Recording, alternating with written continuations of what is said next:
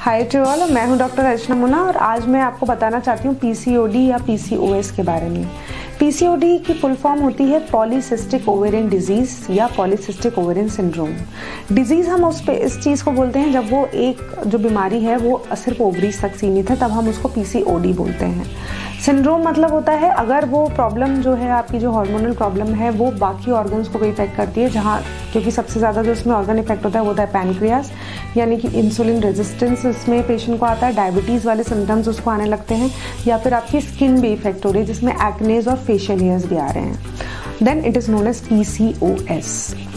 PCOD का जो symptom सबसे ज़्यादा कॉमन होता है, जो पेशेंट्स ज़्यादातर मेरे पास जिस पेशेंट सिम्टम को लेके आती हैं वो होता है मेंस्ट्रुअल इरेगुलरिटी, यानी कि माहवारी में अनियमितता। मैक्सिमम पेशेंट जो होते हैं उनको पीरियड्स आते ही नहीं है, हो सकता है उनको 2 महीने बाद या 3 महीने बाद या 6 महीने बाद, या फिर हो सकता है बिना मेडिसिन के उनको पीरियड ही नहीं आए। ये उनको सबसे बड़ी प्रॉब्लम होती है। दूसरा प्रॉब्लम वो लेकर आते हैं मेरे पास वेट गेन होना, क्योंकि पीसीओडी में जो आपका जैसे मैंने बताया पैनक्रियाज इन्वॉल्व होता है, यानी कि इंसुलिन रेजिस्टेंस आने लगता है। आपके सेल्स जो होते हैं वो ग्लूकोज को आइडेंटिफाई नहीं कर पाते कि अब आपकी बॉडी में इतना ही आपको खाना है, इतना ही ग्लूकोज आपको चाहिए, तो वो धीरे धीरे फैट एक्यूमुलेट करने लग जाते हैं, जिसकी वजह से पेशेंट का वेट बढ़ने लग जाता है। तीसरा एक्नेज होना और साथ में फेशियल हेयर्स आना, वो इसलिए होता है कि पीसीओडी में कभी कभी टेस्टोस्टेरोन का जो लेवल है वो इंक्रीज होने लगता है, जिसकी वजह से आपको फेशियल हेयर यानी कि मेल पैटर्न ग्रोथ होने लगती है और एक्नेज भी आने लग जाते हैं। अब ये जो समस्या है इसका जो इंसिडेंस है अभी 1/3 of whole population across the globe, यानी कि जो भी मेंस्ट्रुएटिंग लड़कियां हैं, हो सकता है वो 10 साल से लेकर 30 या 35 या 40 या 45 साल की पेशेंट्स की अगर हम एक डेटा कैलकुलेट करें तो 1/3 ऑफ द टोटल पॉपुलेशन में ये वाली प्रॉब्लम मिलती है। यानी कि अगर मैं एक नॉर्मल उसमें बात करूँ तो एवरी थर्ड पेशेंट जो मेंस्ट्रुएट कर रही है, हर तीसरी लड़की जो स्कूल जा रही है, कॉलेज जा रही है, उसको पीसीओडी की समस्या है। तो it is a very common and a very epidemic type of disorder which is now spreading across the globe.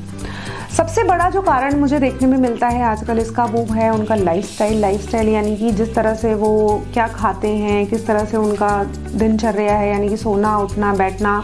उनका मोबाइल देखने का जो टाइम है वो इतना ज़्यादा बढ़ गया है। खाने में अगर हम बात करें तो वो घर का खाना जो बच्चे होते हैं, टीनेजर्स होते हैं या लड़कियां होती हैं, वो खाना ही नहीं चाहती, उनको वही पिज़्ज़ा, पास्ता, बर्गर या बाहर का ही उनको चाहिए, जिसमें बहुत सारा मेयोनीज होता है, सॉसेज होते हैं, प्रिजर्वेटिव्स होते हैं, जो आपके जितने भी ये नॉर्मल साइकिल है वो पूरा उसको डिस्टर्ब कर रहे हैं। स्मोकिंग भी बहुत ज़्यादा आजकल मैं देखती हूँ बहुत हाई राइज पे है, जिसकी वजह से भी आपके ये हार्मोन्स डिस्टर्ब हो सकते हैं, स्मोकिंग और ड्रिंकिंग से भी। तो फिर दो जो है उनका सेडेंट्री लाइफस्टाइल होता है, यानी कि बिल्कुल एक्सरसाइज ज़ीरो हो चुकी है, देर से वो लोग सोते हैं और देर से ही उठते हैं, जिसके बाद उनके पास टाइम ही नहीं होता ऑफिस जाने के लिए, तो बस वो ऑफिस जाते हैं, वहाँ पर जंक फूड खाते हैं and then they return back, see the mobile and then they just sleep. तो ये जो आपका शेड्यूल है उसको आपको बदलना पड़ेगा अगर आपको इस पीसीओडी की समस्या बाहर आना है तो। अगर हम ट्रीटमेंट्स के बारे में हम इसके लिए बात करें तो ट्रीटमेंट्स हमारे पास बेसिकली हार्मोनल ट्रीटमेंट होते हैं, कुछ नॉन हार्मोनल भी ट्रीटमेंट होता है, और तीसरा जो सबसे इंपॉर्टेंट है वो है आपका लाइफस्टाइल मॉडिफिकेशन, यानी कि आपको जो ये सोने उठने बैठना, खाने का सिस्टम है, आपको अच्छी अमाउंट में आपको ग्रीन वेजिटेबल्स खाने हैं, अच्छे फ्रूट्स खाने हैं, आपको टाइम से खाना खाना है, और कार्बोहाइड्रेट्स आपको कम से कम खाते हैं, जितनी भी प्रिजर्वेटिव वाली या पैकेज चीज़ें हैं उनको आपको अवॉइड करना है, पानी आपको बहुत अमाउंट में पीना है, तो फिर आपको ये पीसीओडी की समस्या से 70% तक आपको आराम मिल सकता है। साथ ही अगर आपकी डाइट के साथ अगर आप एक्सरसाइज इंक्लूड करते हैं 40 मिनट्स या 1 आवर की, आप कोई भी एक्सरसाइज जिसमें आप जुम्बा भी कर सकते हो, आप डांस भी कर सकते हो, आप वेट लिफ्टिंग भी कर सकते हो, वॉकिंग, रनिंग, साइकिलिंग, एनीथिंग,